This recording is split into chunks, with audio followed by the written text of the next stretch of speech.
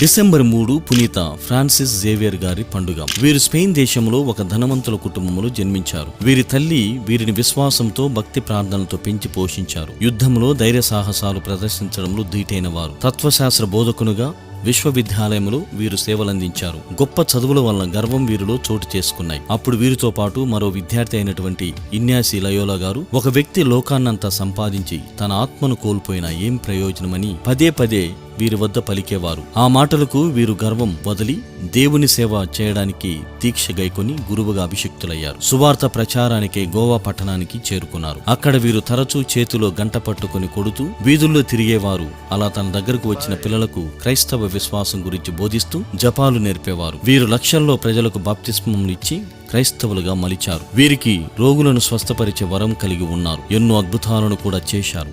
చివరగా ప్రార్థనలో గడిపి ప్రభువునందు వీరు నిద్రించారు. ఈనాటికిని వీరి